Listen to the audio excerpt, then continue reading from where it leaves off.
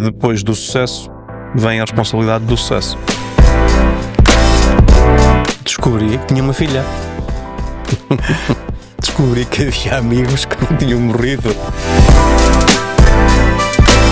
Descubram. Viagem. No sentido literal, viagem.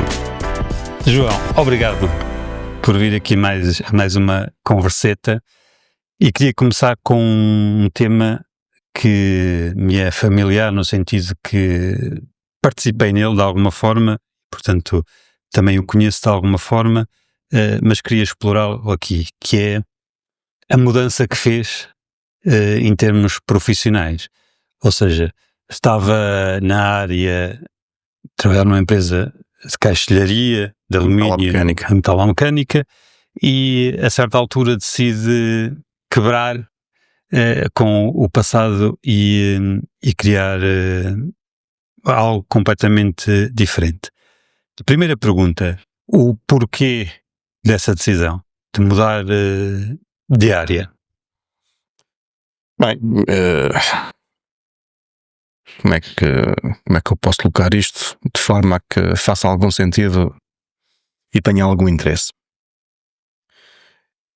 O grande responsável é o Covid.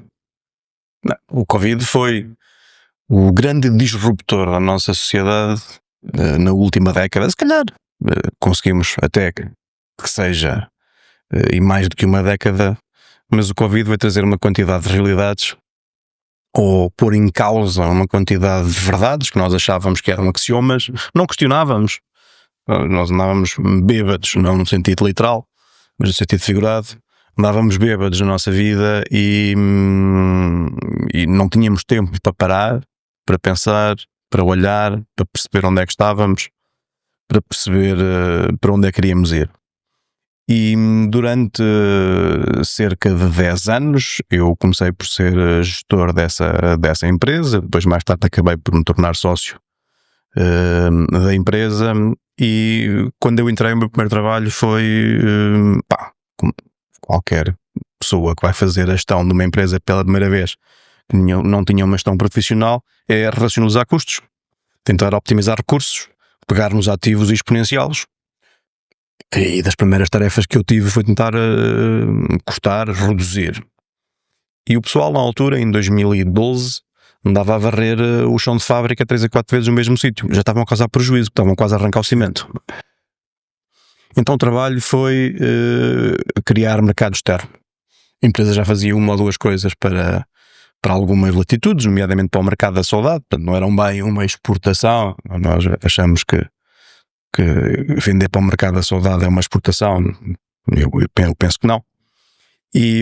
Mas passámos de uma faturação na altura muito, muito residual. Em 2012 isto estava mesmo uma catástrofe. Aquilo faturava perto de 200 mil euros e quando eu saio já estávamos ali com uma faturação agregada quase a bater os 4 milhões de euros. E como é que faço isso? Através da escolha de um mercado que pagava mais, e o mercado que pagava mais na Europa era o mercado suíço. Portanto, a escolha é simples. Quando nós temos um caminhão de um determinado bem, sai de Viseu para Lisboa, e chega a Lisboa e o material vale 50 mil euros, mas se investirmos mais 1.500 euros em custo de transportes, o caminhão faz mais 1.500 quilómetros e quando chega lá vale 200 mil euros, a coisa fica bastante simples, não é? Essa foi a escolha. Mas até agora não há motivos para mudança, não é? Não. Os motivos vêm depois. É que depois do sucesso vem a responsabilidade do sucesso. Porque isto não se limita a criar um mercado, não se limita a ter sucesso nas vendas, é preciso depois toda a operação que vai permitir com que a venda ocorra várias vezes. E para isto é preciso ter clientes satisfeitos, é preciso executar obra, é preciso ganhar novos mercados, até porque estamos a falar de bens duráveis, não eram bens perecíveis, não, são bens que depois de aplicados e instalados duram um quarto de vida, meia vida, em alguns casos uma vida inteira. É preciso constantemente estar a criar mercado e estar constantemente a executar nova obra.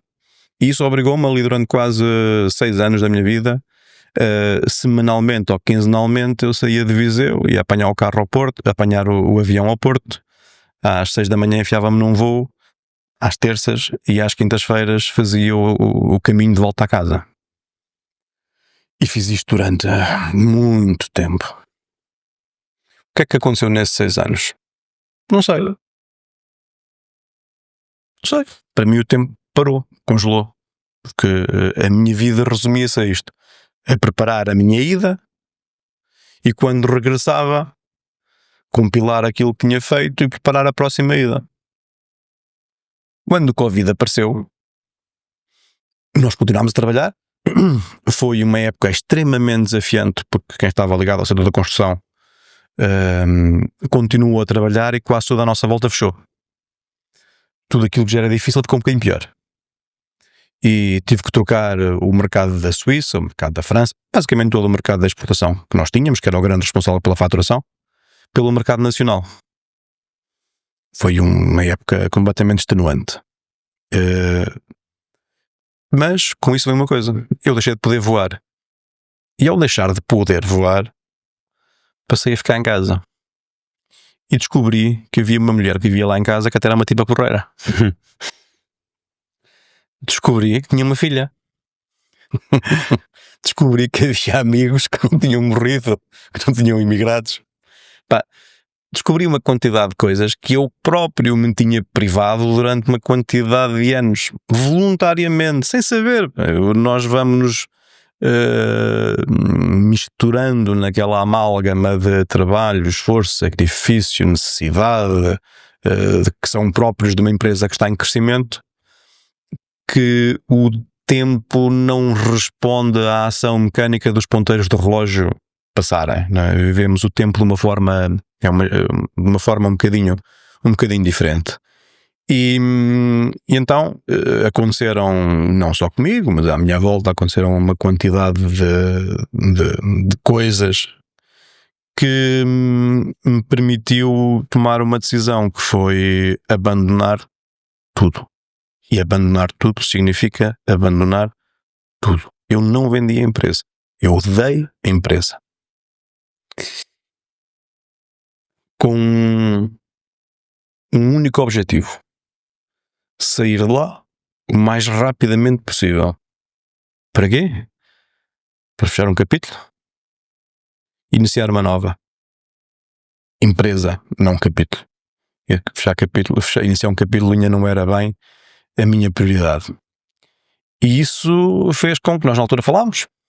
Quando tomei essa decisão, foi uma decisão mais ou menos solitária, ou numa esfera muito, muito pessoal. Deixa-me só fazer aqui um ponto. Há pouco estávamos a falar em off que eu gostava de ter aqui uma pessoa com muitos cifrões na conta, né?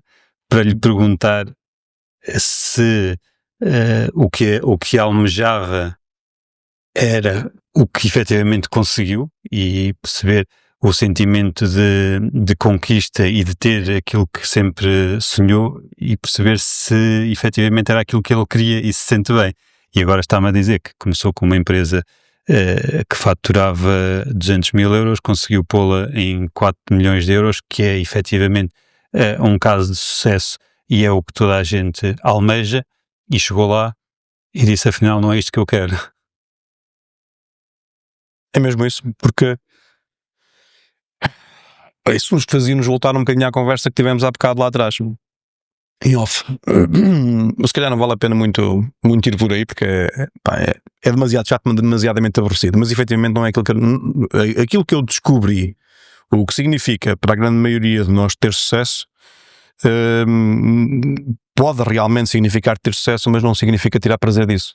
Ou não significa que tem uma experiência prazerosa. Não se resume a número. E prazerosa não é no sentido literal, físico, palpável, de vivermos uma experiência que nos põe um sorriso na boca. Não é muito mais do que isso. É conseguir ter um equilíbrio entre a quantidade de tempo que trabalhamos e a quantidade de tempo que temos para desfrutar com tarefas tão mundanas quanto estar sentado num sofá a ver televisão.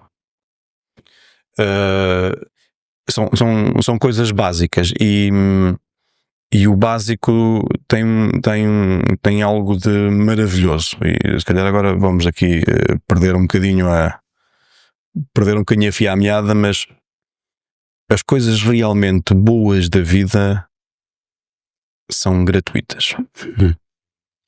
E acá temos a ouvir uma parábola, uma coisa muito interessante, já não sei muito bem quem, que dizia qualquer coisa como que estavam dois velhotes à beira de um lago, há algures na Ásia, não sei precisar aonde, e um deles claramente mais humilde que o segundo, e aquele que era muito humilde estava à pesca. Pá, tinha uma cana muito espartana, uma coisa de bambu feita com fio e tal, pá, um engodo bastante manhoso, feito com umas minhocas, qualquer coisa do género.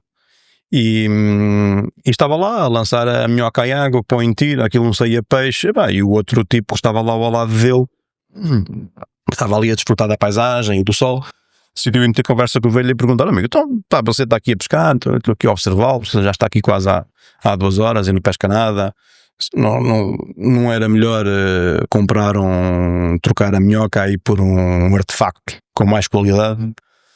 E o velho diz: mas para quê?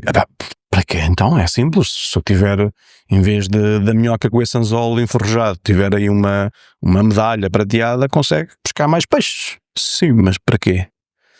Se pescar mais peixe, consegue comprar uma cana melhor, consegue ter aqui uma caixa isotérmica para colocar o peixe, já não precisa ser o balde e tal. Sim, mas para quê? Se você fizer isso, consegue vender o peixe. Sim, mas para quê? Se você vender muito peixe, em vez de estar a pescar aqui à borda do lago, consegue comprar um barco e ir lá para o meio. Lá há mais peixe. Sim, mas para quê? Você vende esse peixe e consegue comprar mais 2 ou 3 barcos. Consegue construir uma frota, consegue contratar pessoas, capitães, pescadores e consegue ter muito dinheiro. Sim, mas para quê? Olha, para ter tempo para vir à pesca. E efetivamente já tinha tempo para ir à pesca, não é? No fundo, nós hoje vivemos aqui com esta dualidade e com esta pressão que nos é imposta. Nós, por um lado, temos a construção de um modelo social que de alguma forma nos diz aquilo que é ter sucesso. Por outro lado, temos uma quantidade de pensadores que nos dizem o que é ter uma família. Por outro lado, temos a nossa experiência pessoal, que é única. Porque ter uma família para mim significa uma coisa, ter uma família para um islandês significa outra coisa completamente diferente. E até moramos aqui todos num âmbito geográfico muito próximo. E quando eu, de alguma forma, obtive aquilo que muitos poderiam achar que era sucesso, que era ter algum reconhecimento por aquilo que se fez bem, ter algum dinheiro, ter algum sucesso empresarial, ter algumas pessoas que precisavam que eu decidisse coisas por elas, ter que tomar decisões, ter pessoas a querer marcar reuniões, ter pessoas a olharem para mim como um método de obter qualquer coisa. Tipicamente isto significa ter sucesso. Mas só significa isso. Para quê? Para quê? Boa parábola.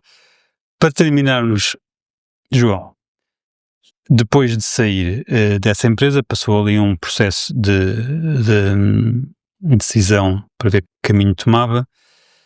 Acabou por criar uma empresa que já vamos falar num próximo episódio, numa próxima converseta.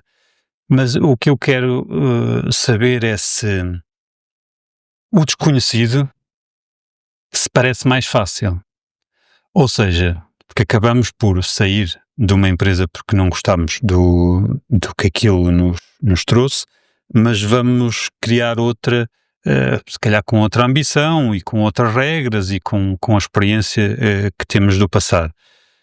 Mas é mais fácil quando não conhecemos totalmente a realidade, a outra realidade que vamos abraçar. Não sei se é mais fácil, é seguramente mais estúpido. Se é mais fácil, talvez com uma boa dose de ignorância e desconhecendo os riscos, atiramos-nos de cabeça. Mas não foi bem esse o caso. Aqui a entrada eu não sabia muito bem qual é que era a área, mas sabia uma coisa que me demorou bastante tempo, e o Ricardo também fez parte desse processo, que foi fazer uma checklist de tudo aquilo que eu não queria. Portanto, a lição mais importante que eu tirei da minha última atividade empresarial foi fazer uma checklist com tudo aquilo que eu não quero. E eu excluí fisicamente, tenho esse draft bem guardado, tudo aquilo que eu não queria. Conseguiu passar isso para o novo negócio? Sim, consegui. E o mais difícil no novo negócio é criar uma cultura da empresa, ou seja, fazer com que haja um alinhamento das pessoas que estão nesta nova empresa, que hoje em dia já são bastantes, que percebam porque é que esta cultura existe. Porque nós, quando experienciamos algo, temos tendência a resumir essa experiência a uma frase. E para nós aquilo faz sentido. Mas explicar, passar essa frase para outra pessoa e esperar que ela compreenda que aquela frase é muito mais do que a frase é uma tarefa muito ingrata e muito complexa. Por isso tive que reduzir isto a coisas muito básicas. E as coisas muito básicas são, e isto é daquelas coisas que eu tenho. Tenho sempre medo que o azar me bata à porta. Não as diga que nós vamos fazer já outro podcast com esta checklist. Ok? Mas vou aqui recuperar uma frase que um convidado, que o Pedro Silva Santos, foi uma pergunta que fez a outro convidado, que ainda não veio cá, que efetivamente tem uma empresa muito maior e com muitos colaboradores, e eu às tantas eu até vou recuperar a pergunta e vou colocá-la aqui, e ele disse, eu perguntei-lhe se tivesses que fazer alguma pergunta a esse convidado, qual seria? E o Pedro perguntou, é isso que tu queres para a tua vida? Oh. E esta pergunta encaixava efetivamente que nem uma luva aqui no momento em que estava a faturar 4 milhões. E se calhar ainda não saberia dar a resposta nesta altura. Se tivesse continuado naquela azáfama tonta, não. Resumindo aqui esta converseta, se tivesse que resumir, e eu se tivesse que apontar o momento, seria o momento em que descobriu que havia vida lá em casa. Uhum. Uma mensagem aqui rápido para as pessoas. Eu não consigo acrescentar nada que seja suficientemente válido a partir da minha experiência para a experiência das outras pessoas. Epá, nós somos todos seres muito diferentes, partimos de sítios, ainda que possam parecer próximos, mas são na realidade muito diferentes. E a nossa vida vai nos moldando e vai nos transformando, por isso tem que ser as próprias pessoas a darem-se conta. Descubram. Viajem, no sentido literal, viajem, vão ver o mundo. Se puderem, se não puderem ver o mundo, visitem só Alfarazes, que fica na Guarda, na Alta do Castelo, que fica em Viseu. Mas vejam, falem com pessoas, leiam livros. Há uma grande diferença entre aprender e sentir. Porque aprender pode ser subjetivo e não prático, não é? Quando nós sentimos, tem bastante mais impacto. Eu posso lhe dizer que, se tiver dívidas é perigoso. E você diz, eu sei, compreendo isso. Se tiver dívidas é bom. Mais dívidas. Isso não existe. Mais ou menos. Lá está, depende da pessoa. Depende de como a pessoa reage. Não, mas isto para dizer que se a pessoa efetivamente cair numa má situação e se a sentir, tem muito mais impacto. E o que aconteceu consigo provavelmente foi isso, né? Só aprendeu algo quando efetivamente passou por ela e sentiu. Teve muito mais impacto e gera muito mais sabedoria. Quando parei, sabes que isto é um bocadinho como uma grande parte das PMEs portuguesas. Grande parte das PMEs portuguesas tem aqui este momento, um momento eureka, em que primeiro ano fácil, segundo ano básico, terceiro ano está bom, estão a crescer e tal, está tudo bem. E não sabem que estão a fazer um mau trabalho até o mercado contrair ou parar um bocadinho. E nesse momento, quando o dinheiro de novas encomendas, de novos negócios, de novos clientes deixa de entrar, percebem que realmente andaram a gastar dinheiro com coisas que não deviam. E esse é que é o momento de aprender com dor. Não me parece contudo, que aprender sem dor seja tão eficiente. Acho que o truque é saber em que momento é que nós temos condições para poder arriscar aprender muito. Ou seja, se eu falhar catastroficamente aos 20 anos, passivo. Se eu falhar catastroficamente aos 30 anos, ainda dá. É recuperável. Dos 40 anos para a frente, não faço puta ideia, estou para descobrir, mas acredito que a dor aí seja algo muito, muito violento e que marque o conhecimento de uma forma muito durável. Ou seja, são memórias, é conhecimento, sim, é verdade. Mas aí sim, vem com muita dor. Porque aprender através da dor não acho necessariamente que seja mau. E se fizermos aqui um paralelo com os nossos miúdos hoje em dia, nós protegemos demasiado todos os miúdos por uma questão, porque a sociedade nos julga, porque achamos que não os devemos deixar correr riscos e por aí fora. Mas a verdade é que eu caí de uma árvore. Aliás, eu caí de dezenas de árvores, não foi de uma. Fiz tudo aquilo que não devia, ou aquilo que o miúdo não deveria fazer. Ou seja, não estamos a deixar sentir as emoções que lhe podem gerar valor. E quando e nós somos, nos negócios somos iguais. Se nós não sentirmos onde é que está o limite à nossa tolerância da dor, como é que sabemos até onde é que podemos ir? Como é que sabemos qual é que é a linha que separa, a linha inultrapassável? Nós temos que ter pequenos... Seria bom que conseguíssemos todos lá chegar sem passar pela dor, porque a dor à partida nunca é uma coisa saudável.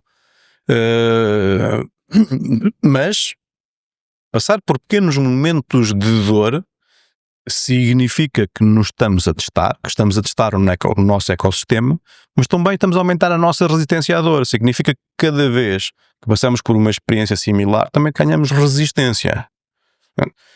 Nós, enquanto fundadores de empresas, acho que já todos passamos por isso, de alguma forma. Se calhar houve ali um mês ou outro em que as contas não estiveram tão boas, porque não conseguimos tirar o nosso salário. E, aquilo dói. Sim, a primeira vez é uma dor de cabeça. A segunda nós já passámos por aquilo. Já sabemos como é que é. E vamos pegando nestes blocos de dor, vamos guardando lá na gaveta dos blocos de dor e isso constrói a nossa aprendizagem, constrói o nosso futuro de uma forma bastante consolidada, bastante firme. Não é pegar, que é uma coisa muito que eu acho fascinante, que é o ecossistema das startups. Alguém tem a sorte de ir a uma série A, pega ali em milhares, dezenas, milhões, centenas de milhões, depende do sítio onde está e do projeto que tem em mão, mas torna aquele dinheiro a uma velocidade vertiginosa, sem passar pela dor. E eu tenho esta experiência com alguma proximidade. Eu invisto em algumas startups, dinheiro meu, e acho fascinante a forma como não deixam de ser miúdos, alguns mais maduros, outros menos, mas é completamente fascinante a forma como eles queimaram etapas para chegar ao sítio onde chegaram. Eles vão sentir a dor num momento muito mais tarde, que não sei se vai ser útil, porque eles queimaram completamente etapas. O ecossistema das startups pega em miúdos com uma visão, com um sonho, tiveram a capacidade numa frase, ou construir um bom pitch deck, têm uma boa ideia, resolvem um bom problema de facto, mas não conquistaram um cliente, não bateram uma porta, não destruíram os argumentos para não comprar do outro lado. Não receberam um não do outro lado. Não receberam centenas de nãos, não receberam milhares de nãos. E isto constrói carácter. Eu não sei se não passar por esta experiência é ou não um limite, porque a verdade é que nós temos muitas startups que fizeram um caminho absolutamente fabuloso. Todos os unicórnios que nós conhecemos hoje em dia, os founders não são propriamente conhecidos por mais que eles tentem passar essa mensagem, mas não é propriamente malta que veio de uma pedreira descalço e construiu edifícios, não. Estamos a falar de passados bem mais generosos. E este caminho que eu fiz, o caminho que quase todas as pessoas fazem, revestido de dor, eu considero que ele é muito útil.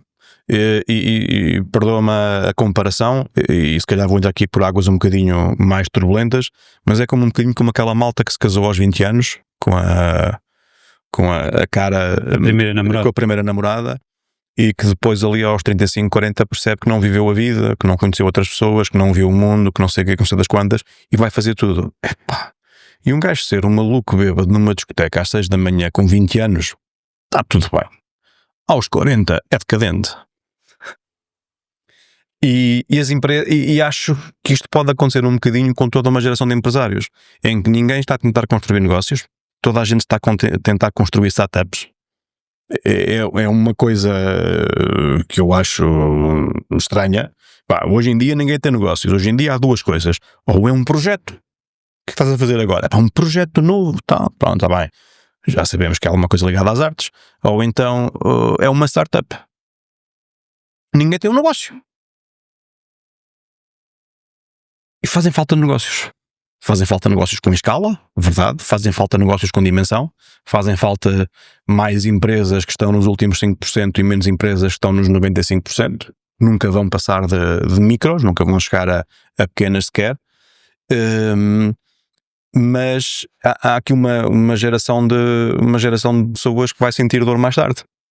Porque estes negócios são tão interessantes numa fase inicial que, quando experimentarem a violência de perceberem quem estava a colocar capital deixa de colocar capital, não fazem puto de ideia para que lado é que se há de virar.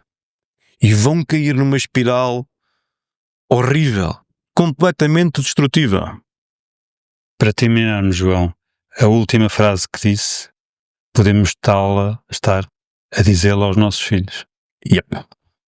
Verdade. Obrigado, João.